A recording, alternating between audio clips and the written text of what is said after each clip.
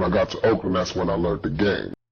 Drug dealing problem has turned huge areas of Oakland into a virtual battle zone. Back then we had what you might call the real street mayors, the real politicians, the kingpins.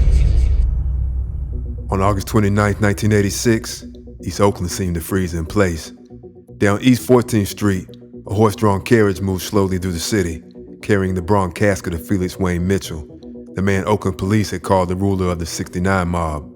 The man authorities believe was behind a decade of bloody Oakland drug wars and killings was buried today, and police hope his passing is going to bring to an end an era of brutality in Oakland's turbulent history. To law enforcement, Mitchell was a heroin kingpin who helped turn Oakland's housing projects into sophisticated heroin distribution networks and brought war to Oakland City streets. But to thousands of people lining the route that day, he was something else entirely. A neighborhood legend, much like royalty. But what was the story behind the man that could inspire that level of devotion? To understand that, we have to rewind back to the crumbling sidewalks of East Oakland in the early 70s. See, Oakland was the birthplace of the Black Panther Party, a place where young black men once patrolled the streets with law books and rifles, challenging police power face to face.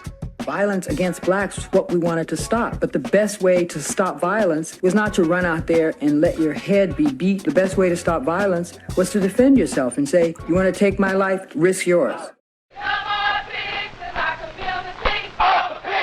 But by the late 70s and early 80s, the energy in parts of Oakland had shifted. Post-war deindustrialization had gutted the Bay Area's working-class jobs, with many factories closing down. Urban renewal projects led to many black neighborhoods being bulldozed, and the promise of the 1960s civil rights movement gave way to poverty and neglect. Many of Oakland's housing projects, such as Campbell Village, Westwood Gardens, Lockwood Gardens, and San Antonio Village, had been built as wartime housing. But with the city's economy being the way it was, the housing authority was overwhelmed. This created the perfect opportunity for dealers to offer employment and protection to the younger residents in the area. Police and drug dealers agree that the lure of big money is bringing younger and younger children. Why would a person making $500 in one day go work at McDonald's and have somebody on his back when he don't have to listen to that stuff? He gonna make more money coming out here in one day than he is in 2 weeks there. Into this void stepped Felix Mitchell, born August 23, 1954 in East Oakland. Mitchell came up in the San Antonio Villa housing projects, also known as 69 Village. Tall, sharp-dressed, and charismatic, Felix saw the budding dope market as his escape from poverty. He was a man who understood image before social media even existed. He knew what a Rolls Royce said when it rolled through the projects, and how jewelry spoke to the younger kids when it sparkled under the Oakland sun. You know, I know people will scoff at this, but he was an idol. He was somebody to look up to. He had cars, who else was there? Being in them Rolls Royces, man, and watching this fly guy with all these beautiful women, you know, he was like Robin Hood to us, you know? Police described him as starting off as a small-time dope dealer, but by 1976, that narrative completely changed. As a teen, Mitchell organized a small crew called the 69 Mob, which he structured like an organization. They were selling small packs of heroin up until Mitchell got a Los Angeles connect by the name of Tootie Reese, who was able to supply them with high-quality Mexican brown dope. After that, the mob turned San Antonio Village projects into a heroin supermarket. Whether by choice or force, crew members set up shop in residents' apartments, hired young kids as lookouts, and set up an assembly line-like structure where money was taken and dope was dropped through hoses to waiting hands. Addicts were patted down for weapons and forced to show track marks to prove they weren't undercover. This approach allowed the 69 Mob to move thousands of dollars worth of dope every day while insulating Felix from the police raids. When police did come through, lookouts would whistle warnings and addicts would quickly huddle into apartments. Police had to resort to helicopter surveillance as the only way to monitor drug traffic in the projects. Just a few blocks from San Antonio Village, the Black Panther Party operated a school and community center. The Panthers had long tried to protect parts of Oakland from drugs, with some members confronting local dealers directly. The overlooked significance of the Panther Party is that they held back the drug tide. When they were operating, they would not allow drug dealers and drugs to become a new economy in East or West Oakland. Mitchell reportedly believed the Panthers were trying to interfere with his operation, or worse, move in on his territory. He viewed any interference as a threat to his business, and the Panthers' presence near the 69 Village created tensions. He was said to be especially concerned about Panthers leader Huey P. Newton. According to accounts from the court case, Mitchell claimed Panthers members had been visiting the limousine service he owned, which led to him increasing security, bringing in more men, and surrounding himself with more guns. Really, the Black Panthers, they didn't want Felix and them doing the harm to the community that they was doing, which was selling heroin. So the Black Panthers, again, at the time, they really tried to approach Felix and them and extort them. But Felix and my older partners that grew up in the 69 village is not nobody you want to try to extort. Then came August 14, 1977. 19-year-old Carlos Durantes was allegedly driving a van that had been seen repeatedly passing Mitchell's limousine business. Felix reportedly yelled, "That's some of Huey's people," ordering two of his men to follow the van. Moments later, the men pulled behind the van with one leaning out the car window and firing a single shot through the back of the van, hitting and killing Durantes. Police would later say Durantes was an innocent man, killed because the mob mistook him for someone moving in on their territory. The Durantes murder illustrated Felix's willingness to use violence to protect his business by any means necessary and foreshadowed a much larger conflict to come. Because once Felix's organization became the power of 69th Avenue, every rival crew in Oakland had to decide: work around him, work under him, or go to war. As the 69 mob expanded, its reach pushed beyond East Oakland. The organization began setting up operations in other parts of the city, including the Acorn Apartments in West Oakland. By 1978, Mitchell had made enough money to buy a mansion in Los Angeles, a Rolls Royce, and set up two businesses, an auto detailing business and a limousine service. But even men who build empires can slip over small things. One day, Mitchell was riding in the 1977 Mercury when the car rolled through a stop sign at 73rd and Spencer in East Oakland. A young patrolman pulled the vehicle over, expecting to issue a simple traffic ticket. But after the officer claimed the occupants of the car were acting suspicious, he had them step out, searching Mitchell. Tucked beneath his shirt, the officer claims to have found a small plastic bag of white powder. Mitchell was arrested, though the charges were later dropped. After the arrest, Felix moved to Los Angeles. When Felix left Oakland, he created a vacuum in the drug market. And the streets don't leave money unattended for long. It was just the opening his rivals needed to move in. By 1980, the heroin trade in Oakland was no longer just Felix Mitchell's private kingdom. Another organization called the Family, led by Milton Mickey Moore, threatened the mob's dominance. Moore secured a supply of high-quality Persian heroin and began selling in the mob's territory. The Family's market grew quickly as addicts preferred the Persian dope over the mob's Mexican heroin. Everything was good for the Family until Felix Mitchell came back to Oakland. With his return, Felix knew a statement had to be made, and on August 6, 1980, that message was delivered in blood. 3 associates of the Family, Sandra Adamson, Ricky Walker, and Roger Walker, were kidnapped, tortured, and dumped in the Oakland Hills by members of the 69 mob. This set off a week-long drug war the likes Oakland had never seen.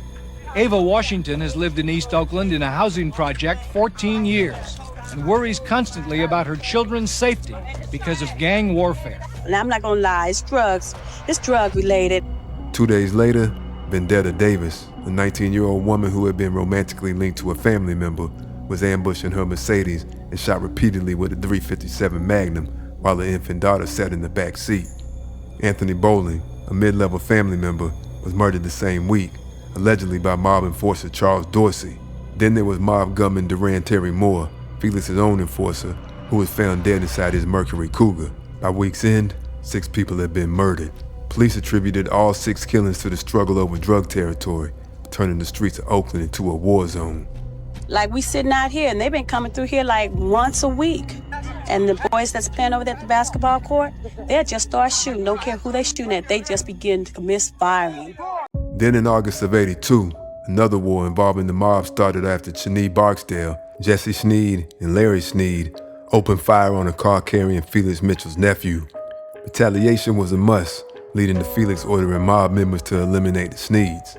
For 5 days, members of the mob roamed the streets of Oakland looking for the Sneeds. Mob Lieutenant Norbert Bluitt had a chance to take out Larry Sneed after confronting him in the San Antonio Villa projects, emptying a .38 caliber into Larry Sneed's car. Larry survived the attack, but again was ambushed by mob members at an East Oakland hamburger stand.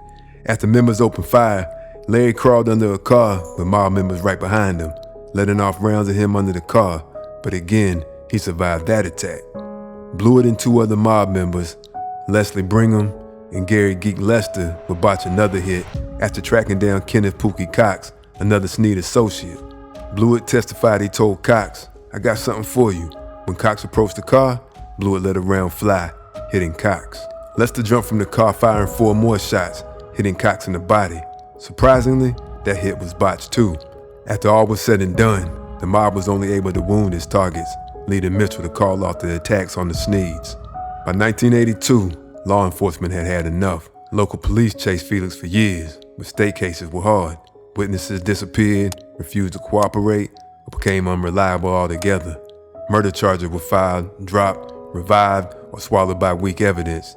The streets were terrified, and the courtroom needed more than just rumors. It came to the point where police eventually turned to the Federal Continuing Criminal Enterprise Statute, which allowed prosecutors to target drug kingpins. On March 1st, 1983, a federal grand jury indicted Felix Mitchell, Charles Nathan Lewis, and 7 associates on charges of conspiracy to distribute heroin, operating a continuing criminal enterprise, and multiple counts of tax evasion. Alleging that since January 1976, the mob had controlled heroin distribution in Oakland's projects and expanded to Berkeley and Sacramento. During trial, former mob members testified about the organization's hierarchy, drug trafficking, and killings. And piece by piece, the government began dismantling the legend of Felix Mitchell. By 1985, the legend of Felix Mitchell had to answer to a federal judge.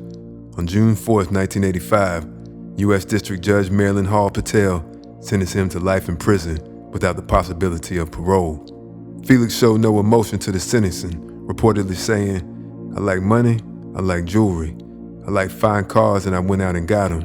Isn't that the American way?" Judge Patel called the 6ix9ine mob the most violent enterprise she had ever encountered. The king of 69th Avenue would soon be gone from Oakland, but his story wouldn't be done yet. Mitchell was sent to USP Leavenworth Prison in Kansas, where on August 21st, 1986, 4 days before his 32nd birthday, he was stabbed 10 times in the chest while he lay on his bed, bleeding to death shortly after. So when the horse-drawn carriage rolled through Oakland in 1986, it wasn't just carrying Felix Mitchell, it was carrying the contradiction of the dope game.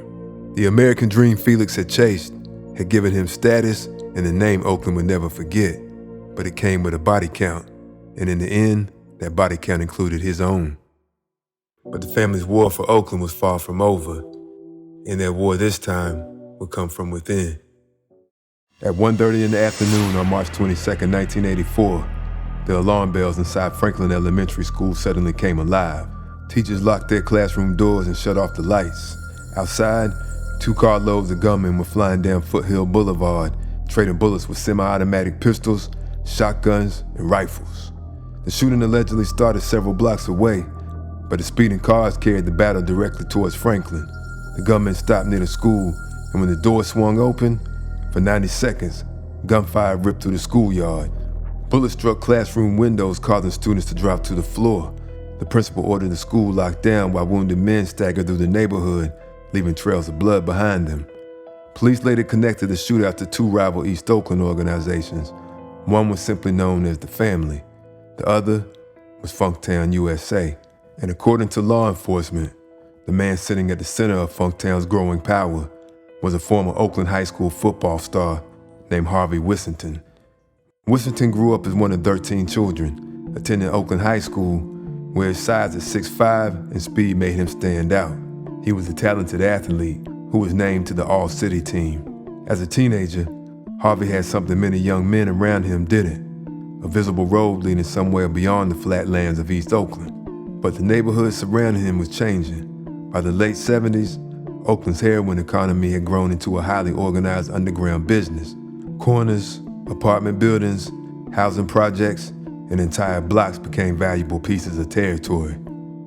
But somewhere between the Friday night lights at Oakland High and the bullets flying past Franklin Elementary, Harvey Whisenton's future changed directions.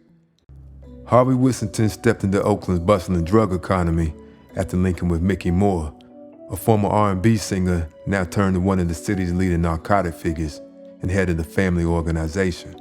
Whisenton worked as a street dealer for the Family, learning the ins and outs of the operation from Moore.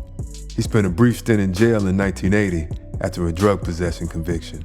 Afterwards, he was placed on probation in order to perform community service. At the time, Harvey's name hadn't yet become synonymous with being a kingpin, but that transformation would come in 1982 when Harvey was split from the family.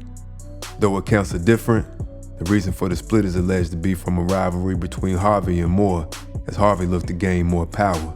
The other allegation is that Harvey and Moore's lieutenant, Andrew Drew Piazza, had a dispute over Piazza trying to holler at Harvey's girlfriend. When Harvey went to confront Piazza, it's alleged he was beaten with a tire iron by Piazza, who was backed by several of Moore's men. A week later, Harvey was shot in the back by Piazza. Not long after, Piazza was jailed for an unrelated heroin charge, but his actions changed the structure of Oakland's underworld forever. Harvey split from the family, taking his knowledge, connections, and his desire for revenge with him, forming Funktown, USA. Funktown's original base was centered around Lower 11th and 13th Avenues, near Foothill Boulevard, but spread out over time into 79th Avenue and MacArthur Boulevard, as well as 99th Avenue and Plymouth Street and other areas. By the end of 1984, it's estimated Funktown's membership ranged from roughly 40 to 100 people, although the number of active core members may have been smaller. Harvey presented himself as a businessman who owned an East Oakland auto body shop and other small ventures. He complained that police harassed him and wrongly blamed him for the actions of relatives and other neighborhood associates, noting the lack of serious cases against him. But to police, they looked at Harvey as someone who had gone from Mickey Moore's apprentice to Moore's most dangerous competitor. And because the break had been personal before it became financial, the rivalry carried more than the usual hunger for money. The family had survived this war with Felix Mitchell. Now Mickey Moore had another war coming, but this time, the enemy had learned the business from inside his own organization. To understand why the rivalry spread so quickly, you have to understand the amount of money sitting on Oakland streets. In 1984, Oakland's population was roughly 350,000, and the number of heroin users somewhere between 15,000 and 20,000. Investigators estimated that a heavy user could spend at least $50 every day. At an estimated $50 per day per user, the city's heroin economy potentially generated hundreds of millions of dollars annually. A Funktown expansion didn't simply mean opening a new location. It meant taking money out of someone else's pockets. Law enforcement officials would place Funktown alongside the 69 mob and the family as one of the major organizations that helped drive Oakland's homicide crisis during the late 70s and 80s. But outside their circles, ordinary families were living inside the consequences. And in 1983, those consequences followed Mickey Moore to a funeral. On September 14, 1983, approximately 200 people gathered at Oakland Center of Hope for the funeral of 19-year-old Luther Joe Perry. Perry had been shot to death 5 days earlier, and after the service, a smaller group of roughly 20 mourners returned to a house in the 2200 block of 25th Avenue. As they gathered on the front lawn, a blue Cadillac with Texas license plates pulled up. Witnesses said an argument started between the occupants and people standing outside. Seconds later, gunfire erupted, and when it stopped, two young men, Christopher Williams, age 20, and Clarence Johnson, age 18, lay mortally wounded. Both men died after being taken to Highland Hospital. Milton Mickey Moore was shot and to die during the chaos. Later ballistic testing suggested that Johnson had fired the bullets that killed Williams, and that Williams may have shot Johnson, and in the midst of it all, Moore was hit.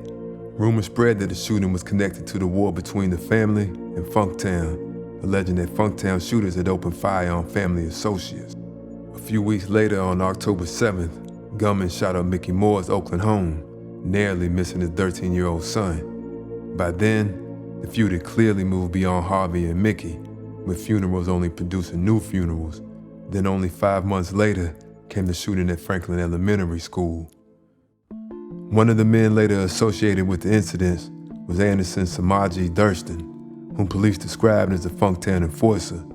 Later arrested in 1984 on bank robbery charges, Thurston wrote a letter while incarcerated that was recovered by authorities. The letter appeared to describe more than 20 people allegedly involved in moving Harvey's dope around East Oakland, and safe houses where weapons and drugs were stored. It's believed that Thurston wrote the letter to Mickey Moore while attempting to leave Funktown and join the family, after Harvey had allegedly refused to pay bail money after Thurston's arrest.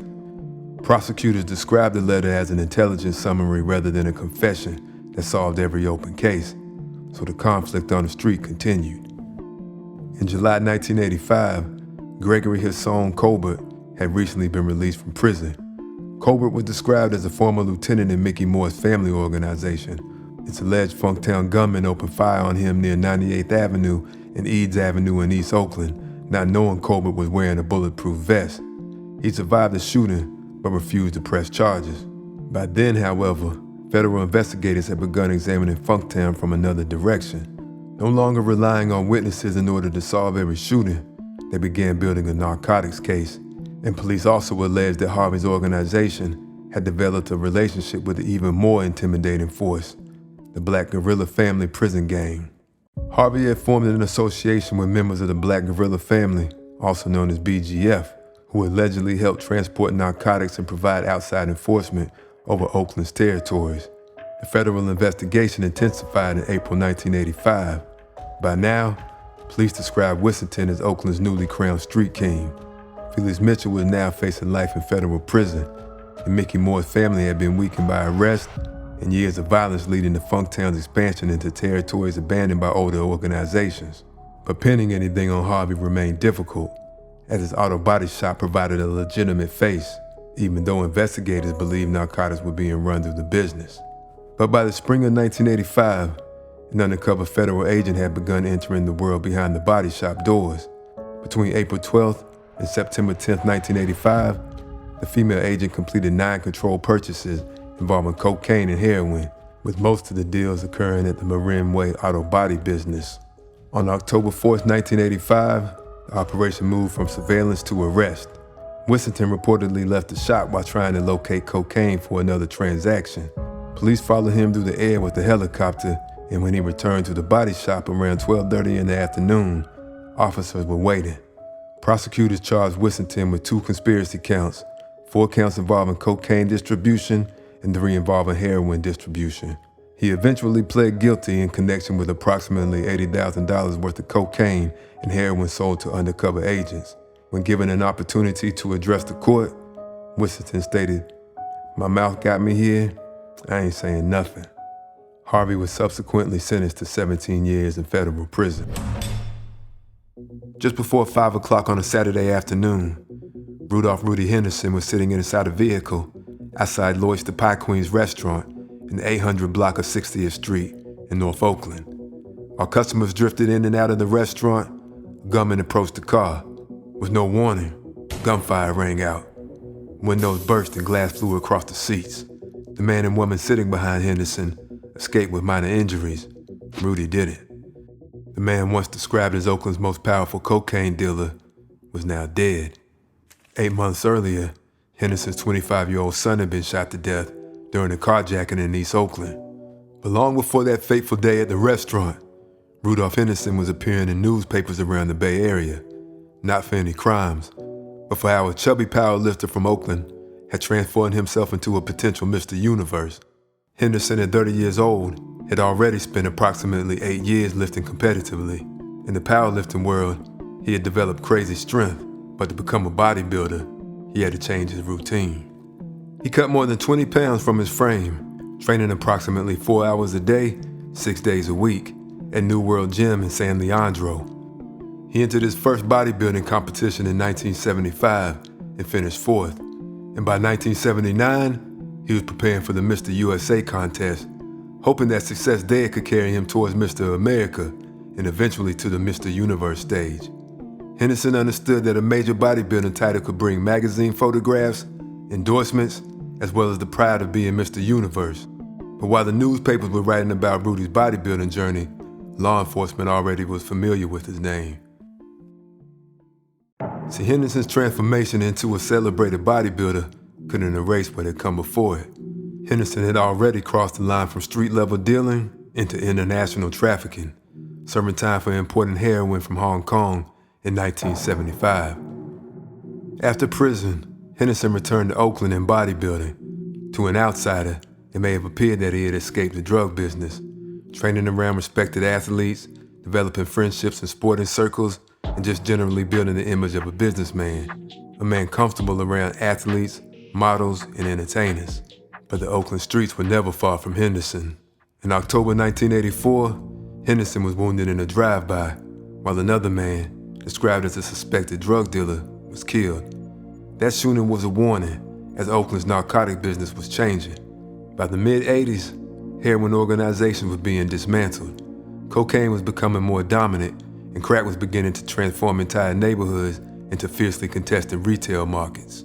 Drug dealing problem has turned huge areas of Oakland into a virtual battle zone. Almost every block has a known drug house where customers come all night buying drugs and sometimes shooting up on the spot. A kingpin who survived one era could become even richer in the next. And in 1985, one of Oakland's most famous drug bosses, Felix Mitchell, was removed from the street to serve Fed time. Henderson stepped into Oakland's cocaine trade as a major front-end supplier without the need to inherit every corner Felix once controlled. He only needed to supply the men that were fighting over them. The city's existing organizations wanted supply, not ounces, but kilos. And Henderson had positioned himself to be that supplier, supplying cocaine in bulk to men whose organizations controlled street markets across Oakland and San Francisco. Among those customers were Daryl Little D. Reed, associated with the Castlemont area, Jesse Powell, who San Francisco police believe was distributing Henderson's cocaine through the Sunnydale housing projects, Joe Broadnax out of North Oakland, and in East Oakland stood James Big Man Milton, Henderson's trusted lieutenant and one of the most important retail distributors in his network. The relationship was simple on the surface. Henderson obtained cocaine in wholesale quantities, supplying drugs on credit to selected customers. They processed portions into cocaine, distributed it through their crews, and returned the money. But credit created chains. Henderson owed the Colombians, his customers owed him, their sellers owed them, and every kilo passing through the network carried more than cocaine. It carried expectation, debt, and pressure. When everybody paid, the organization moved smoothly. But when one person failed, the pressure traveled upward, and eventually, one unpaid debt would place nearly the entire operation in danger. But before that happened, Henderson needed soldiers he trusted, and nobody appeared more valuable than James Milton. James Milton and Rudy had similar interests, both gifted athletes drawn to bodybuilding, but Milton was headed down a dark path from early on. Milton grew up in poverty in Brookfield Village. He was a talented East Bay athlete who became addicted to heroin, which led him to committing burglaries in prison at around 21 years old. Behind the walls, he became part of the Black Guerrilla family. After his release, Milton tried to turn away from narcotics and crime. Like Henderson, he turned towards bodybuilding, training at Solid Sweat Gym 6 days a week. Eventually, he became a manager at the gym, where he met Rudy Henderson. Milton developed himself into a championship-level bodybuilder, and for a time, it appeared that the discipline at the gym might carry him somewhere different. But a strong body didn't provide a steady income. Henderson recognized Milton's value as a physically imposing presence, with prison connections and the ability to command men who weren't easily controlled. He provided Milton with money, somewhere to live, and access to opportunities inside the drug business. Henderson would also invite him on trips to Gold's Gym on Venice Beach and heavyweight title fights in Las Vegas. Milton became one of Rudy's most trusted lieutenants, and by 1986, Milton was patrolling East Oakland with an Uzi, while dealers working beneath him, like Gregory Colbert, sold cocaine supplied through Henderson. He was Rudy's representative on the ground, a buffer between the wholesale connection and the corners. But over time, Milton eventually came to believe Henderson was using him. The chain of events began with a dispute over drug territory in Oakland's Brookfield Village. After dealers working Milton's territory were confronted and driven away, Milton returned that night with Gregory Colbert, Napoleon Butler, and another associate named Pino, armed with Uzis and M16s. They parked behind the Cosmopolitan Baptist Church and approached through a dirt alley. Colbert opened fire with the M16, while Milton sprayed the street with an Uzi. People on 85th ducked for cover as round after round ricocheted across pavement. When the shooting stopped, Milton realized Napoleon Butler, his cousin, hadn't returned to the car. He was found in the alley, shot in the back of the head.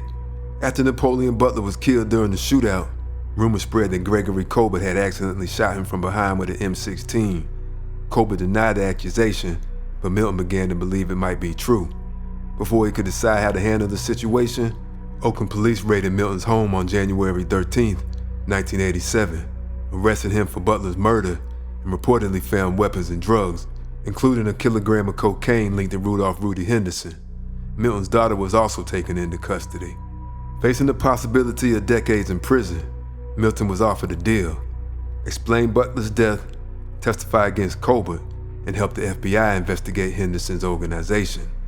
The turning point came when Henderson refused to pay Milton's bail, forcing Milton to spend 3 weeks in jail before posting $12,000 of his own money.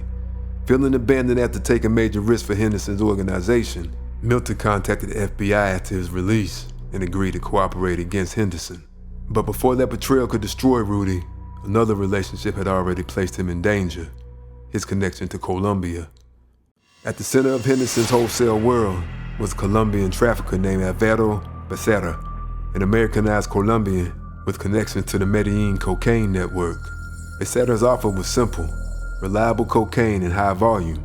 From Becerra, Rudy could buy coke for approximately $17,000 per key, around $2,000 less than what he had been paying another supplier known as Green Eyes. At first, Becerra allegedly arranged a small order, approximately 10 keys worth around $170,000, paid for in cash. But once trust developed, the quantities grew and the payment terms changed. And instead of demanding every dollar before delivery, Becerra extended credit.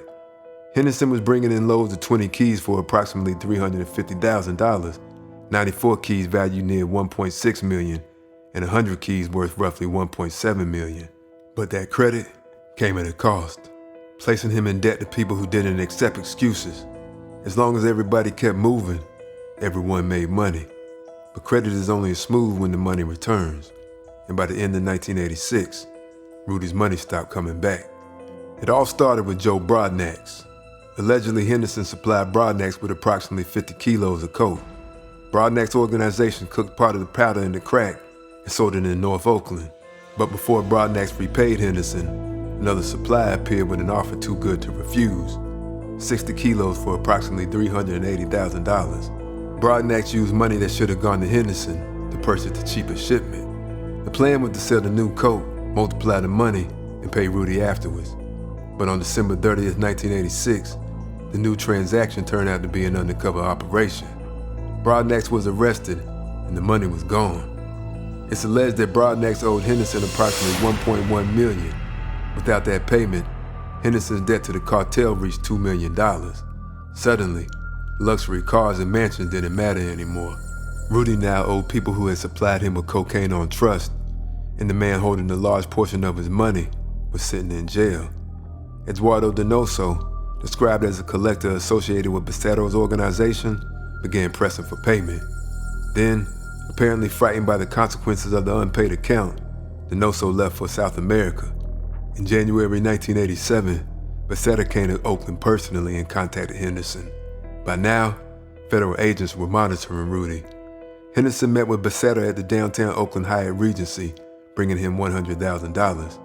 It was a large amount of money almost anywhere else, but against a $2 million debt, it was barely a gesture. Soon afterwards, investigators believe Henderson was told that he would receive no additional cocaine until the balance was paid.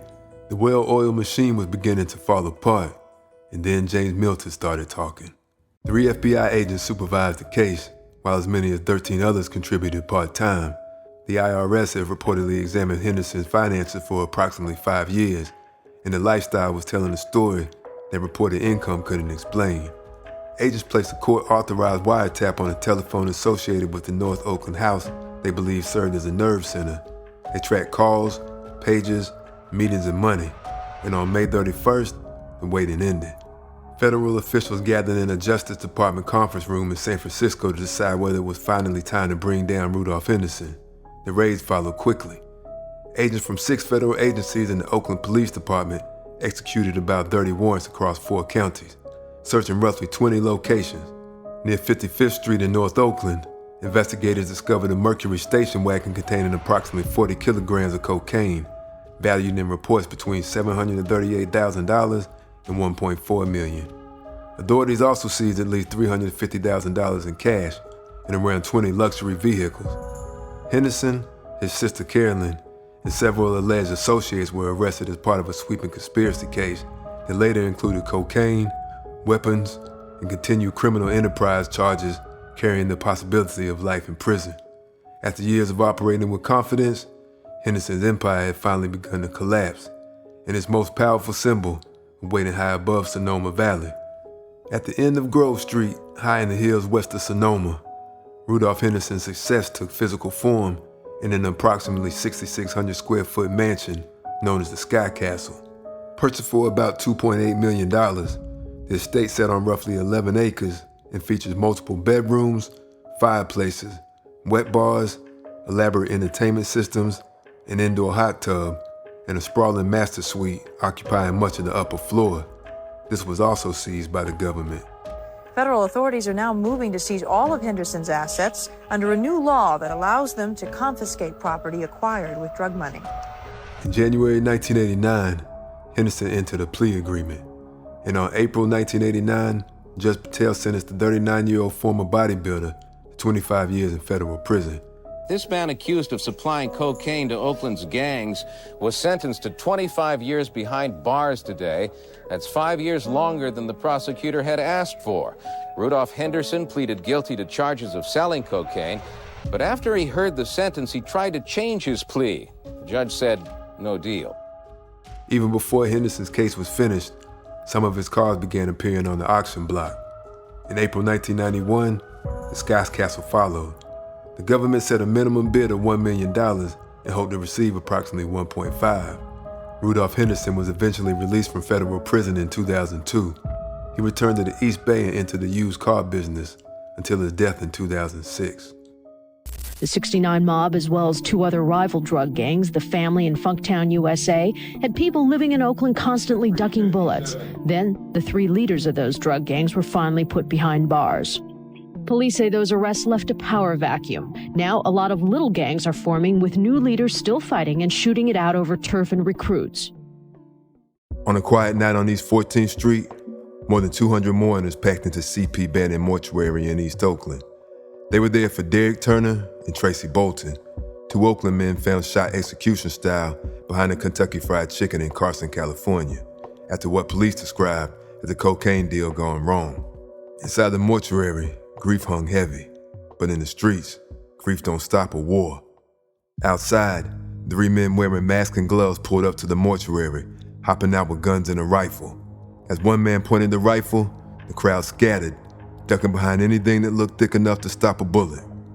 When the rifle jammed, for one split second, fate did what law enforcement couldn't. It stopped another mass shooting in Oakland in a year already marred by violence. The men jumped back in the car and sped off, soon being spotted by Officer Kevin Sullivan on the 7100 block of Favor Street, where the gunman fled. Anthony Ant Flowers, already facing trial for a huge cocaine case, was found hiding in a nearby backyard after a police dog tracked him down. That night told you everything about Oakland after Felix Mitchell, the face of Oakland's heroin era of the late 70s and early 80s, the man police called the godfather of Oakland's drug trade, and who many in the neighborhoods of Oakland saw as a provider, a Robin Hood for the hood. But when Felix fell, the heroin kingdom he built didn't disappear. It shattered, and every broken piece became somebody else's crown. Instead of peace, Oakland got more corners, more crews, more guns, and a new generation of men who watched and heard of how Felix turned poverty into power. Oakland homicide detectives say the new breed of crack dealer is younger and often armed with an automatic weapon. By the late 80s and early 90s, young men like Darryl Lil D. Reed, Timothy Black Bluitt, Anthony Flowers, and Emmanuel Lacy were fighting over those same corners left behind by Felix's crew. But by then, the dope game turned to cocaine, which soon gave way to crack. See, in the new era, the rules changed. Crack spread through working class neighborhoods like a match in dry grass. Few people here will openly talk about why they're moving out, leaving the place they've called home for decades. But many say they're moving out because drug dealers and fighting drug gangs have moved in. Kids didn't need out-of-state connects or old-school discipline. A small crew could get product, cook it, break it down, and turn a few ounces into a entire corner economy. One of the first young men to rise in this new economy was Daryl Lil D. Reed. Reed's rise was fast, growing to a multimillionaire in about 3 years. But you know the same thing with Lil D. You know Lil D from the Bay Area. I mean, this little dude was like, I said, how much money you got, man? Right. You 17 years old and you got $1 million. And by 1988, federal authorities were already looking at him as one of the biggest crack figures in Oakland. He was barely into adulthood, but the money around him was grown man money. He carried himself like a young king. Expensive cars, jewelry, and for his 20th birthday, it's alleged he spent around $30,000 on a party for thousands of guests at Golden Gate Fields. Then came the raid. In December 1988, police hit an apartment near Adams Point before dawn. Inside, they found 20-year-old Dale Reed allegedly in the middle of cooking almost 30 pounds of rock cocaine, according to the police.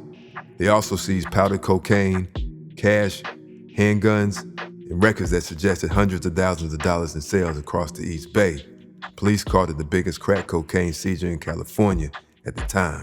A 20-year-old man accused of being Oakland's crack cocaine kingpin appeared in court today. He was arrested last week in what police call the biggest crack bust in city history. And police say gang warfare may break out in Oakland to fill the power vacuum because of Reed's arrest.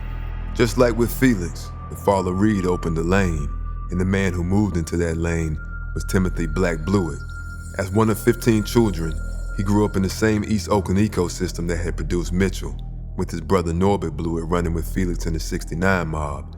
After Reed was arrested, Bluitt helped command what remained of Reed's organization, rebuilding it into what many said to be a more violent crew. From prison, Reed allegedly helped Bluitt connect with a Los Angeles cocaine source who was willing to supply massive wholesale loads. And by 1989, Bluitt's biggest problem wasn't law enforcement. It was a short 5'5" East Oakland dealer named Anthony Ant Flowers. Flowers was only in his early 20s, but police said he controlled drug corners around 100th Avenue, East 14th Street, and the Old Dirt Road area, an unpaved section of 99th Avenue.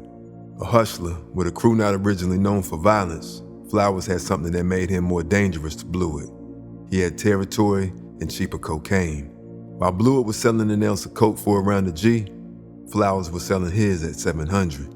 And then came the barbecue at the Mom Park when tensions finally snapped. Flowers and a member of the Bluitt gang named Eric Squeeze Smith got into a fight, with Squeeze getting the best of Flowers. Lower level money guys at a dice game at a park one day, and it was some upper level money guys in the same dice game.